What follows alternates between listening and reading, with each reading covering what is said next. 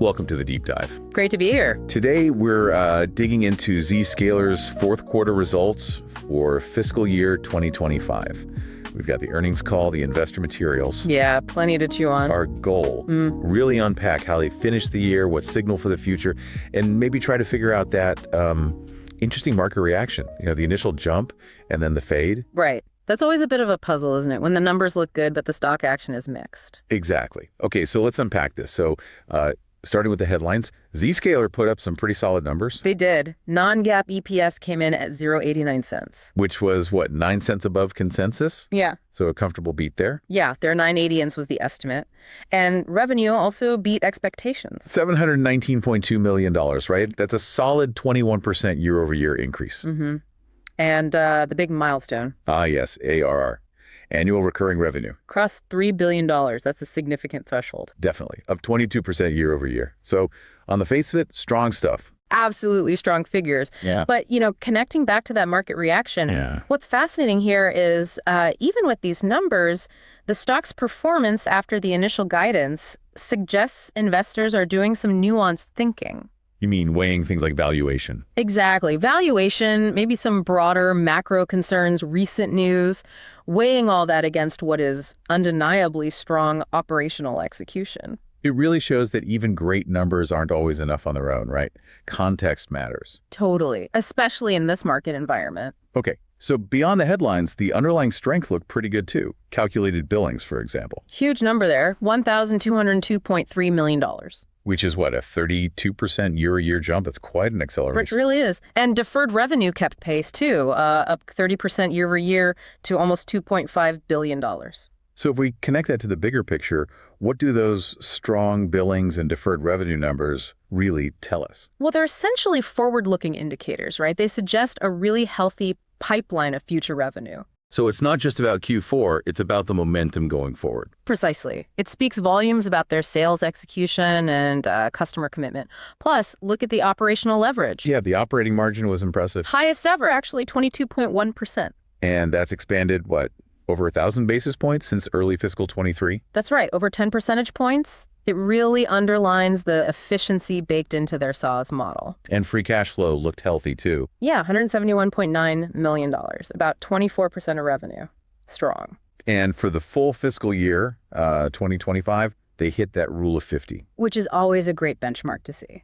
Can you remind us why the rule of 50 is so significant for SaaS companies? Sure. It's basically adding the revenue growth rate and the free cash flow margin. So Zscaler had 23% revenue growth and 27% free cash flow margin. Adding up to 50. Exactly. Hitting 40 is considered good. So 50 is pretty exceptional. It signals really efficient, profitable growth. Not just growth at any cost. Right. It shows discipline, sustainability, and they've got a strong cash position too, $3.6 billion in cash and investments. Helped by those new convertible notes, I gather. Yeah, $1.7 billion from that gives them a lot of financial flexibility. Okay, but it wasn't all perfect. There was that slight dip in gross margin, right? 79.3%. Yeah, just a touch below their usual 80% target. Any cause for concern there, you think? Management addressed it pretty directly. They said it was a one-time thing. Oh, right. Something about a government contract. Exactly. A large private cloud deployment for a government customer that apparently had some lower margin hardware mixed in. Oh, okay. So they fully expect it to bounce back to around 80% in Q1 fiscal 26. Seems like an anomaly. Good context. And customer growth looks solid, too. Over 9,400 customers now. Mm-hmm. And a growing number of large ones. 664 customers are spending over $1 million a year in ARR. Wow. And they've really penetrated the big leagues, nearly 40% of the Global 2000, over 45% of the Fortune 500. Yeah, they're deeply embedded in the enterprise. Right. And RPO remaining performance obligation, that's up nicely, too. About 31% year over year, hitting $5.8 billion. So the financial engine is definitely running well. No question. So how are they feeling this? Management talked a lot about a strategic shift, didn't they? Moving towards being a broader platform. Yeah, they really emphasize that. It's driven by three main growth vectors that together actually crossed $1 billion in ARR just in Q4. Okay, what are those three? AI security, zero trust everywhere, and data security everywhere. Right. And this is where it gets really interesting, looking at how they plan to keep that growth engine firing. Definitely. Let's start with AI security.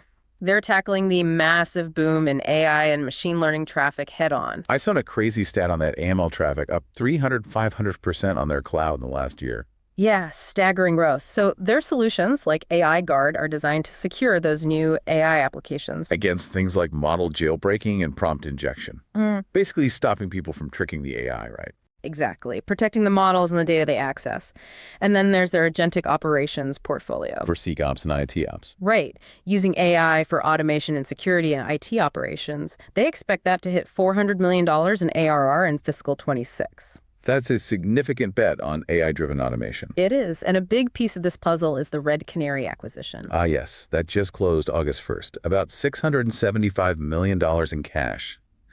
How does Red Canary fit into this AI security picture? It's a major boost to their SecOps capabilities. Red Canary brings managed detection and response MDR and some interesting agentic AI tech. So the idea is to merge that with Zscaler's existing data platform. Precisely. To create a truly AI-powered security operations center, or SOC, solution. The goal is simplifying things for security teams, cutting down on alert fatigue. Which is a huge pain point for everyone in security. Absolutely. Sounds like a smart strategic fit. But, integrating acquisitions isn't always simple. What are the potential hurdles there? Could it drag on results short term? That's always the key question with M&A, isn't it? Integration always has execution risk. Merging tech, cultures, sales teams. Right. It takes careful management. They need to make sure Red Canary's strengths aren't lost and that the combined offering actually delivers without messing up existing customer relationships. So potential for bumps in the road. There's always potential. But Zscaler has a decent track record here, and their guidance seems pretty prudent on the Red Canary contribution, suggests they're aware of the challenges. Okay, good point. Let's move to the second vector. Zero trust everywhere. Seems like that's really hitting its stride. Yeah, exceeding expectations, actually. They're already close to their fiscal 26 target for enterprises adopting it, over 350 already on board. And the Zero Trust branch solution seems particularly hot. Management said it basically sells itself. That's what they claimed, yeah. It doesn't require any demand generation. It's directly replacing old school SD-WANs and firewalls. Offering big cost savings too, right? Like over 60%. Mm-hmm. They cited a big 7-figure deal with a university, 150,000 devices, 400 locations. Shows the scale. So what's the magic sauce here? How are they differentiating so well? Well, part of it is the cost savings, but it's also the security model, eliminating that east-west firewall problem. And the Zero Trust Cloud offering for workloads is picking up steam, too. Supporting things like agentic-AI in RKG implementations. What's RKG again? Retrieval Augmented Generation. It's where AI models access internal company data to generate responses. Super important to secure that. Ah, right. Makes sense. So cost savings plus better security for modern apps.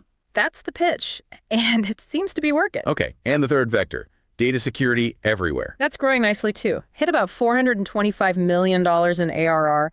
The trend here is consolidation. Companies ditching multiple point products for Zscaler's platform. Exactly. And there's a huge upsell opportunity. Apparently, only 30% of their data security customers use more than 3 modules right now. Lots of room to grow within the existing base, then. They mentioned a big deal there, too. Yeah, a 7-figure ACV deal with a Fortune 500 services firm, 350,000 users. Shows the potential scale again. And this is where the ZLEX program comes in, right? Yeah. Helping drive these bigger platform deals. Spot on. ZLEX was introduced less than 2 quarters ago, specifically for these larger strategic multi-year commitments. That seems to be working. Well, looks like it. Yep. Generated over $100 million in total contract value bookings in Q4 alone.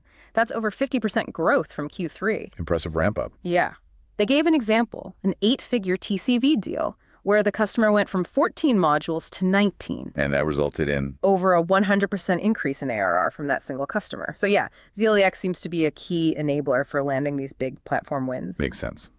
Facilitates that consolidation trend. Exactly. Okay, looking ahead, they're shifting how they talk about growth, focusing more on full-year ARR instead of billings. Yeah, they believe AR aligns better with their go-to-market, especially with programs like ZLEX driving multi-year deals. Billings can be lumpier quarter to quarter. And their assumption is that the macro environment stays pretty much the same for fiscal 26. That's the planning assumption, yes. Relatively unchanged. So what's the guidance look like for Q1 fiscal 26? They're guiding for revenue between $772 million and $774 million.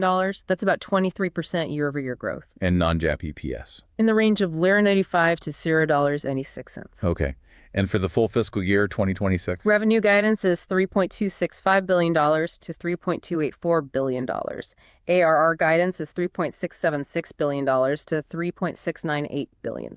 And that ARR range includes the Red Canary contribution. It does, about $95 million estimated from Red Canary for the year. Okay, and bottom line, non-GAAP EPS. Projected between $3.64 and $3.68. Importantly, free cash flow margin expected between 26% and 26.5%. So still showing that disciplined growth, maintaining strong profitability. Exactly. Still operating well above that rule of 40, pushing towards 50 again, potentially. Now, that $95 million ARR estimate for Red Canary seems a bit conservative. It's based on $83 million at close, assuming only low double-digit growth. Right. Management specifically called out being prudent there. Because of higher churn rates historically in the MDR market. Yeah.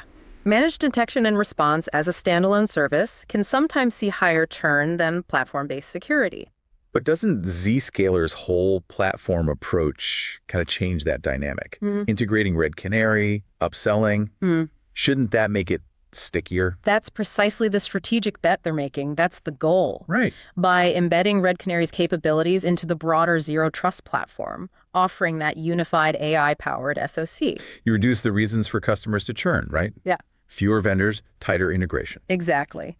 It should theoretically make the Red Canary piece much stickier than it might be on its own. It becomes part of a critical integrated security stack. So yes, the potential is there to outperform that prudent guidance if the integration goes well. Okay, that makes sense. So recapping, strong performance, solid financials, really interesting strategic moves with AI, Zero Trust, data security, and the Red Canary integration. Yep, lots of positives. But we get back to that market reaction, the beat and raise fade. What's your final take on why that happened? Yeah. Well, like we touched on earlier, I think it's a confluence of factors. Valuation is almost certainly one, especially with interest rates where they are. Always a headwind for high growth tech. Always. Then there's the general macro uncertainty and maybe some lingering caution around the cybersecurity sector due to, recent supply chain headlines, even if not directly related to Zscaler. So a bit of sector caution, maybe. Possibly. But fundamentally, Zscaler is executing well. They're tapping into major secular trends, Zero Trust, AI security things enterprises have to spend on. And that rule of 50 performance signals, they're doing it profitably. Right. It shows strong management and a solid business model. The market just might need a bit more time, maybe another quarter or two of execution, to fully buy back in after weighing those other factors. So the integration of Red Canary, the continued success of ZLEX, those are really key things to watch now. Absolutely. They signal that shift from point solution to true platform player. Management sounds confident they can keep disrupting that huge $100 billion security market. Upcoming investor days, Q1 results. Those will be important proof points. For sure. All right, before we wrap up, let's get a little audacious. Time for our This Is Not Financial Advice segment. Got any wild thought experiments based on this Zscaler situation? Okay, let's brainstorm. Given Zscaler's strength in Zero Trust and AI, but that slight market hesitation, maybe something playing on that dynamic. Okay, I like it. Yeah. How about this? Trade idea one. The long Zscaler, short legacy firewall arbitrage. Oh, tell me more. So you go long Zscaler, maybe using options for some leverage on that long-term story. At the same time, you short a basket of traditional hardware firewall vendors. The one Zscaler is actively trying to displace with Zero Trust branch and cloud. Exactly. The thesis is that Zscaler's cost savings and better security will accelerate the decline of those legacy hardware boxes. Zscaler wins, the old guard loses. A structural shift play. Playing the architectural shift directly. I like the conviction. Okay, my turn.